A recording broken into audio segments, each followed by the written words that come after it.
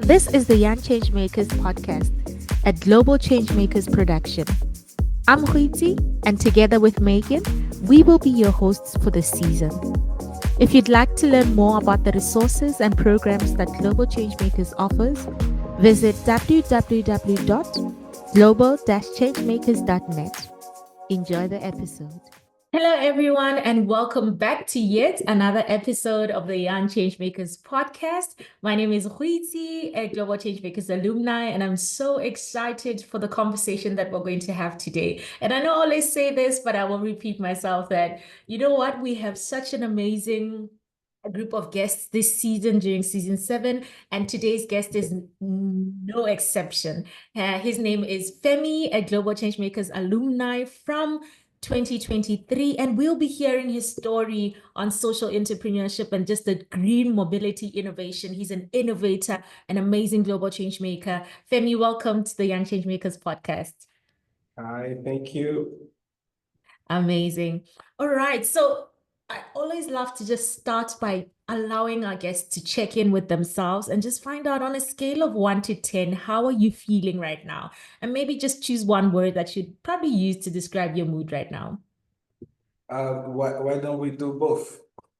Definitely. Definitely. On a scale of 1 to 10, I'm feeling 8. Yeah. Nice. And one word And to and describe your it, mood? let me say concerned. Yes. Concerned. Wow. Okay, that's very Yeah, different. concerned. Why? Are you? Concerned, yeah. Hmm. Concerned, not because things are not going well, but because there are so many challenges with the projects I'm working on currently. My team is waiting for me in a couple of minutes for an important meeting. So yeah, a little bit concerned. Oh, But as always, even when I'm concerned, I'm smiling. amazing. I definitely love that. We love to hear that at least there's a smile on your face. And we definitely know Yeah, that you're going to be able to tackle all those challenges as they come. All right, Femi, thank yeah, you of so much. course. Now to go on to a little icebreaker that I like to call this or that. I just want to find out, Okay. are you a morning or evening person? Morning. Morning. I definitely Morning, agree with yes. this because I remember Femi attended the African Youth Summit in 2020. Wake up in the morning and go running and then post it in the alumni group. And I was so inspired. I'm like, what? I will be, in my Zoom in the morning and exercising and keeping myself fit. So definitely know Yeah, that you're a morning person. yeah, All I'm a right. So morning summer person. or winter? Summer, Summer, summer, nice. All summer. right. Tea or coffee? Tea. Nice. Tea lover. I think I'm Yes, I'm tea. I'm I'm joining you slowly but surely. Not a hot beverage lover, but if I was going to try some, it would definitely be tea. All right, Femi, Mhm. please share a little bit about your background, which country are you from, your educational background, and just area of advocacy. We want to know a little bit about your journey as a change maker, especially in the green energy space, and what inspired you to Mhm. actually start your work and go into this field. Thank you very much. Hi, everyone. My name is Femi. My background is a melting pot. Where there's so many different things in. I'm a journalist. I'm a graduate journalist, actually. So I got a degree in journalism and communication, but I've never worked as journalist. So I studied journalism, I got a degree, then I went into something else. So I am an entrepreneur in green mobility. I'm also into agriculture and in language services. I'm 29 years old this year, and yeah, I've worked on a couple of projects. From 2017 to 2021, I was part of the Youth Parliament at the National Assembly of Benin, where we used to advocate for youth inclusion in public policies and so on and so forth. And I founded my first company in 2016, which was the Language Center, that is currently the biggest one in Benin, where we teach people foreign languages, not just English, but foreign languages. And in 2020, I founded the farm where we produce pigs. Yeah, I don't know if you know things. It's a piggery. Then in 2021, I founded Ecosm, which is today my biggest company and the biggest project I'm working on. And we are into green mobility. We produce solar energy to operate a fleet of electrical vehicles. Currently, we have a fleet of 60 vehicles running in Cotonou and some other cities in Benin. So yeah, that's my background. I'm a Global Changemakers alumni from 2023. And this year I am a Mandela Washington Fellow. Thank you very Amazing. much. Your story is so amazing. We can definitely get that you're such a multifaceted individual who follows that curiosity and really Yeah, taps into all the talents that they have. From your work yeah, as an advocate in social policy, as you've mentioned, but also I'm getting that you're a farmer. I'm getting that you are such a diverse entrepreneur, and we love it for yeah, young people that are, spreading their wings and exploring all these different avenues. And yeah. before we go actually in a little bit more into your work, I want to find out what Mhm. motivated you to then join Global Changemakers, and, how has your participation impacted your work in any way? So before joining the Global Changemakers in 2023, I realized that I had the potential to have an important impact in my community. Why? Because I was working with youth in my companies. So I needed a platform to help me scale this impact up, to scale up this impact, to touch more people, a platform that could give me access not only to networking, but also to training. Because there is no leadership that occurs overnight. You have to be trained for it. So I was looking for such a platform when I discovered the Global Change Makers program. And I read about the program, the theory of change that the program is promoting. Then I just realized that, yeah, this is the perfect program for what I needed back then. So I applied in 2023 and I got selected. It was one of the best experiences of my life because in addition to the very tailored training that I received there alongside other fellows, I also had access to an important network all across Africa. Today, I have people in many countries that I can just reach out to and say, oh, Ecosym is coming to your country. Can you help us with this and that? So yeah, that's what I was looking for coming to the Global Change Makers, and it fully filled my expectations. After the program today, as I told you, I am now a Mandela Washington Fellowship. This is one of the biggest leadership programs in the continent and in the world. So my participation in the Global Change Makers, I mean, joining the Globals, because it is not something you do once and it's finished. You are part of the Global Change Makers forever. So joining the Global Change Makers, it took my career to another level. And in addition to this, I'm currently working with the Global Citizens Movement as a Global Citizen Fellow, and I've been recommended for this position by the Global Change Makers. So you can see that being part of the Global Change Makers has totally given the wings to my career and my work to fly and attend high levels. I definitely agree with you that there's so much benefit and so much strength that comes from being part of the Global Change Makers alumni. And I love that you are Yeah. making emphasis to that. It's not just a one-time experience, whether through the course or whether through attending the different summits that Global Change Makers gets to host, but also it's being Mhm. part of this community and it propelling you to show up as the best change maker that you can be.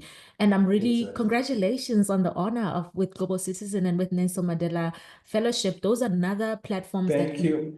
we collaborate at Global Changemakers. We believe in collaborative work because we Yeah. understand that ultimately the community is more Mhm. important. And when our change makers are Yes, better positioned and better equipped and with all the networking and the skills development, then we know that ultimately our communities get to benefit. So for congratulations on sure. those different platforms. And Thank you. I thank you for sharing just how much Global Changemakers has helped you grow and reach greater heights.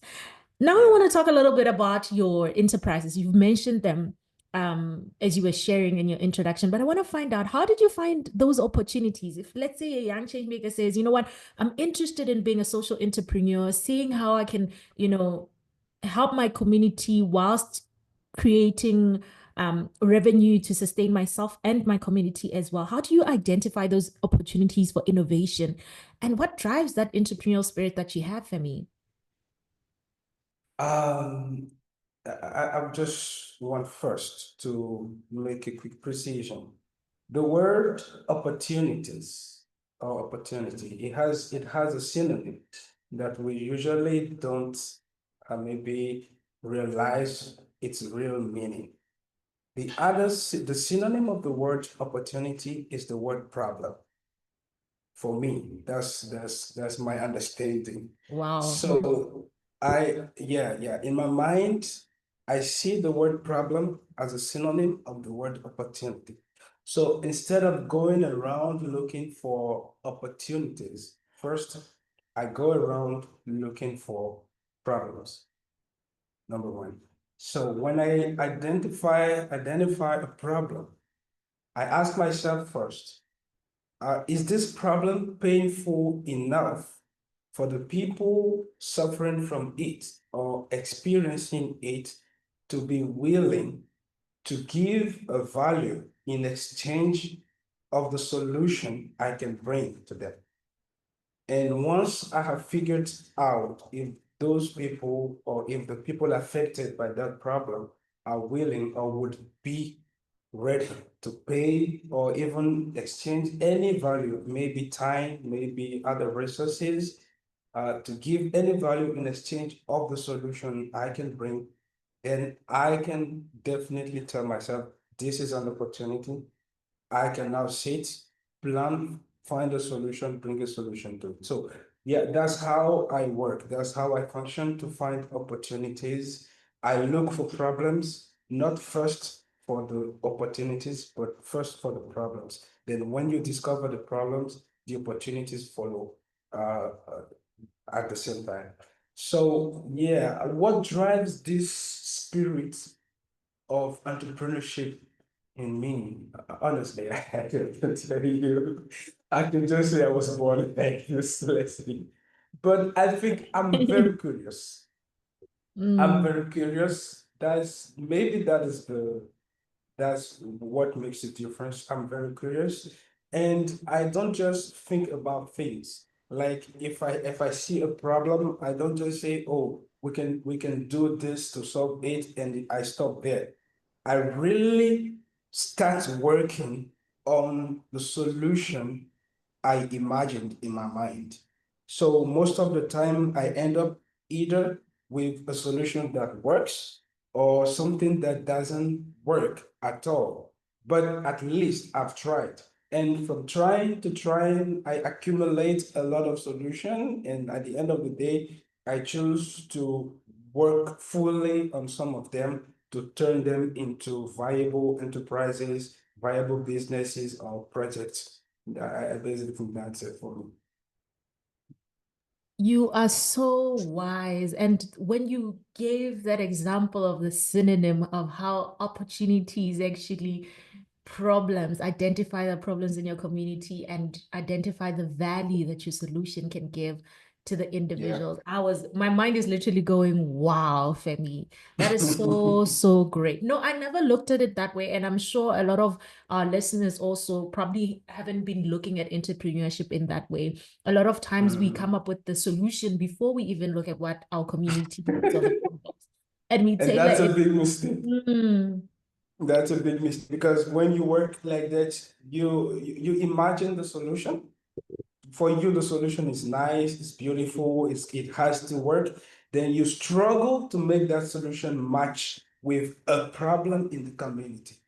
And at the end of the day, you spend all your time, resources, working on something that is never going to work because you are doing things all the way around. You should do things the opposite way, from the problem to the solution, and then you have a viable business or project. Wow. And I love that you mentioned that because when we get global change makers, we always learn about project management and design thinking. And it reminds us of that. Like start first with your community, consulting your community, find out the problem so that you are able to tailor your solutions to your community. Yeah. So I guess this still applies as well when it comes to entrepreneurship and just social enterprise as a whole. Thank you so much for sharing, Femi. But now I want to focus a little bit on one of your companies, Ekazim. Okay. It's a sustainable transportation solution. What made you focus on it exactly in the context of Benin in your country? I think there are many facts in my background or my story that led me to this point. The first fact is that from my youngest age, I had the opportunity to be part of a club in in one of the high schools I attended, which was the EPD, Environment, Population, and Development. I think I was in junior secondary school one, something like that. So I was 11 or 12. So in that club, the club was a project led by a local NGO where they gathering young students to teach them about environment, sustainability, development. And I think that's put in me it taught me the importance of environment, that whatever you want to do, you have to make sure that while you are enjoying the benefits of what you're doing, you are not harming the environment. The environment is not being damaged by what you're doing. So that idea grew up with me. And at my, when I was around 23, 25, I was using taxis in all my movements in the cities, going to the university or going to work. I used taxis, and I realized that the cost of transportation was very expensive because the fuel is very expensive here in Benin. We don't produce any petrol, so fuel costs a lot here. And my first idea was to provide a solution, a transport solution that would be cheap for people of the middle class like me. Then that first concern about environment preservation that has grew up with me came. And I told myself, why just making something that will be cheaper if you can make it cheaper and also cleaner? And that's where the idea of creating a solution that will provide cheap and non-polluting transportation came up. We didn't build the company, or the project was not on the form it is today. At the beginning, it was just two-wheel bikes, but today we have three-wheel, we have tricycles, we have four-wheel cars. So yeah, that was the process of this project. That's how the idea came. That's how the sustainability aspect came in, because it has always been something that was important to me. Not just solution, but sustainable solutions. Hmm. I definitely love that. And I love that you're making emphasis also to tapping into your own story and life experience. It correlates so well to what you just shared to us about looking at the problems and the opportunities that you looked at yourself as well, the transport experience that you were having as somebody in Benin, and then you were able to come up with that solution. I really, really admire just the way that you approach situations and you see the opportunities in them. I'm so inspired by that. And I'm really, really happy that there's a sustainability aspect of it, of taking care of our planet. Ecology is such a big, big, big aspect of the work that we do at Global Change Makers. Actually, this is an opportunity to let our listeners know that at Global Changemakers, we have the Global Changemakers School, and some of the courses that we have there, there's one on ecology, just to get to understand climate change and climate advocacy. So if you really want to grow your knowledge on that, you can definitely go there. We also have other courses on menstruation and sexual reproductive health, and these are free courses available in different languages, and also some other paid courses such as project management for change makers, courses that really, really improve your skills as a young person, and you're able to enjoy those resources and grow. So definitely check those out at the Global Changemakers website, or you can follow the links across the Global Changemakers social media platforms. So now I want to talk a little bit, Femi, about the challenges that you faced now, especially in your entrepreneurial journey, trying to merge sustainability and responding to the transport needs of your community. What challenges as a young person have you faced in social entrepreneurship, and what do you think we can do better to tackle those challenges? It could be from a local level or even as big as a systemic and governmental level and globally. Okay. Some of the challenges we are facing or we have faced are related to the type of projects we're working on. They are not mainly transversal challenges, but some also are very transversal, like can apply to any other sector or any other project. One of the main challenges we faced with ecosystem projects was the acceptation of people, because people were not used to using electrical vehicles for transport. So there was a kind of reluctance about using or taking a taxi that is powered by electricity and mainly also powered by solar energy. People were afraid that maybe they will be driving, going somewhere, and the car would just get discharged on the road. And so we really had to sensitize the population, the target, that yeah, these are electric vehicles, but the only thing that changes is the source of energy. All the other things remain the same, the comfort remains the same, the capacity to take you from a point A to a point B remains the same. So that's one of the first challenges we faced. The other one that is more transversal is the challenge about funding. It has been a big problem for us, because unlike some projects that can start with a small budget, transport is a sector where you have to come with a big envelope of money to expect having an important impact or being able to run a good business successfully.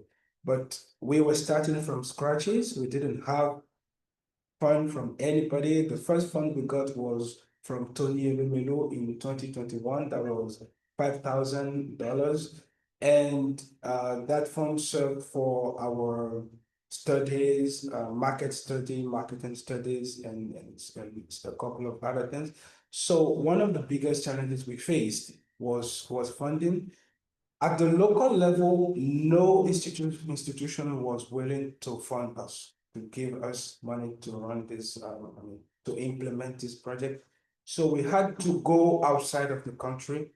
We have to turn to international organizations that have the sustainability as a core value of every project that they fund. And that's where that's how we were able to raise funds from the World Bank in 2022. It was not a big, big amount. It was something less, 90,000. No, it wasn't 90,000. It was 90,000 plus 30,000. So that was $120,000 from the World Bank in 2022, and that is what allowed us to launch EcoZim in 2022 and work till where we are today. But I thank God that with time, people have started understanding the purpose of the project, the purpose and the importance of the energy transition in all sectors, mainly in transport. And today in Benin, the government has started putting in place some projects to help projects or to help companies like mine to have access to funding in order to develop their businesses. And it is in this framework that just last week we were able to secure a $500,000 fund from the Luxembourg Development Agency in Benin. So yeah, that's the main challenges we face. Congratulations on the funding, Femi. That is really remarkable. That is Thank you. really amazing. And it's definitely an inspiration to our listeners and to other young change makers that it is possible to actually keep on working and get to a point where you are able to scale on a national and global level. So congratulations on that Thank aspect. you. And I really love There, that you started off. there is a formula that I draw from that experience about funding for local projects like this, while you are not having access to local funding. The formula is search globally to work locally. I think I've said this during one of our trainings in Cape Town during the Global Changemakers training. Yeah, search globally to work locally, because at the global level, institutions understand more. They are more aware of the need to uh, to help or to accompany projects in the sustainability field. But most local government have not yet understood it. But as we are working, we continue working on projects like this, they will definitely understand with time. I always have that I will coach you moment in the episodes. I'm sure our listeners know that already. And I just want to say, I'm going to coach you. Search globally so that you can work locally in every aspect, Locally. especially as well in funding. Thank Yeah, you so much for those wise words and for sharing your formula, Femi. Um, Opportunities will be there. Scarce as they are, stay knocking, stay applying, and yeah, somebody will see your vision, align with it, align with your values, and help you to reach your goal. I really love that you were definitely. mentioning as well the mindset aspect of it. It's so important to slowly work on getting your community to understand where you're coming from. And there might be that resistance that you talked about, but it's always so important to keep in mind that mindset can change and not to give up Yeah. and slowly help them see and understand the benefit of the solution or the project or the business that you're bringing forth to them. Mhm. So I just want to then find out in this world, we're in such a time where technology is such a plays a big role, technology and social media. We're now at an aspect where everything that you talk about, somebody will bring in AI into the mix, Yeah. right? And these are powerful tools that we can definitely use to mobilize youth or to spread our messages around green energy and climate action. I just want to find out from you, how have you managed to leverage these the technology, the platforms to effectively achieve your goals or get your messaging out there? Oh, okay. First, people don't, I mean, when you are at the beginning of any project and your project are still on paper, nobody is already seeing anything physical about your project. What people trust is not the document you bring to them, but you as a person. So what I did is to use social media or all the digital tools we have to build a personal reputation. That's one of the things I focused on. I mean, things from 2020 till today. I'm still working on it. Use social media, use internet, use everything, all platform I can use to build a strong reputation for myself. Because when you either go to communities to talk to them about the project, the first thing they will do is check who you are, what is your background, what is your reputation. So that's the first aspect of how how I leverage the technologies, AI and all this to make sure that I achieve my goals. But when it comes to business, we are definitely using digital tools, technology. Um, Currently, we use AI to track our vehicles in all cities we are operating in.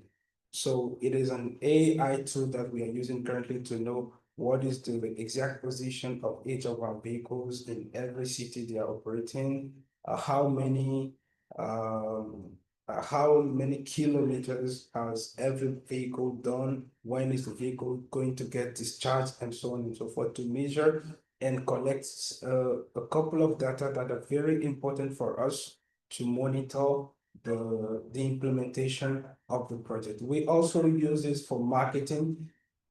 Since we started, we are mainly using digital marketing. Like there is no physical event that we organize because our target is online. The youth, people from the middle class, they are all online. If they are not on Facebook, they are on Instagram or Twitter or other platforms. So we reach out to them where we can find them. So yeah, that's basically how we do it, how we use the technologies for Amazing. growth. I really love the reference that you made. I like that you bring such a different view of everything that I've, had the opportunity to experience in my life personally as a young change maker myself, of just how important personal branding. I'd like to use this word and say Yeah, what you're talking about is personal branding. Is personal that when branding. people in your community trust you as Yeah, somebody who is ethical, trustworthy, honest, and actually does the work that they say they're going to do, they are more yeah, inclined to support the work that you're doing and are more inclined to actually give you a chance so that now you can work and show them that the solution um, works or can respond to their needs in every yes. aspect, whether you're a social entrepreneur, whether you're an advocate, whether Mm, you are just a youth development practitioner working within this space. It's such an important point that you're bringing up, Femi, that you must have a reputable background, not even background, you must be a reputable individual with good values so that people can mm, trust what you are bringing to the table and what you're bringing to them in the community. Thank you so much for yeah. reminding us. And I just want to remind our listeners that please subscribe to the Young Changemakers podcast. As you can see, our guests are just amazing. You are learning so much. They bring so much wisdom into this platform. So be sure to share and with your family, your friends, everyone in your network. Make sure as well to subscribe to the podcast wherever you listen to it and give us feedback, comment, and let us know your thoughts on what we are talking about. Femi, thank you so much for sharing your journey. And I'm so sad that we're almost coming to the end of the podcast. So I just want to find out your final words and advice to a young person who actually aspires to come up with sustainable solutions for their community, to become a social entrepreneur and advocate for green energy. Any last words on what they can do and where they can start? Yeah, my last word or advice would just be this. Start where you are with what you have. You will never have all the means, all the resources, all the people necessary to build the idea you have in your mind today. So don't wait. Don't say you will wait until you have everything before you start. But start with the small you have, then show people that this is what I'm doing with the small I have today. If I can have access to more resources, I can definitely have a bigger impact in my community. And this is the best way for you to build any type of either business or project as long as you want to bring a change where you are. Last, no matter where you are, understand that it is possible to bring a change. No matter if you're coming from a poor background, no education background, it's always possible to bring a change. You just need to be um, problem oriented, problem focused enough to identify problems and turn them into opportunities that you can draw profit and impact from. Thank you. Wow. Thank you so much, Femi. Nothing to add. You have said such beautiful, amazing nuggets of wisdom. Thank you for so much. And listeners, take it from Femi, start where you are, but always remember that there is always something that you can contribute to make your Exactly. community a safer place to make Yeah. your community have positive impact. Femi, thank you so much for your time. We cannot thank you My enough. pleasure. My Yes. pleasure. All right. And that's the end of the episode. Thank you so much for joining us at the Young Changemakers Podcast, Season 7. Be sure to check out all the other episodes that we have and let us know how the season is going so far for you. Our Changemakers are amazing. Our alumni is just out of this world. And remember to check out www.globalchangemakers.net and get all the resources that we have. They are free opportunities to develop and join this community. Just find out what we have for you in store, from toolkits to webinars, the Changemaker School courses. Do not miss out. Thank you so much for joining. My name is Huitzi, and we'll see you on the next episode. Thank you for listening to the Young Changemakers Podcast, a Global Changemakers production. Remember to like, share, and subscribe to the podcast wherever you listen to it. And if you'd like to find out about the resources and programs that Global Changemakers offers, visit www.global-changemakers.net. Until next time.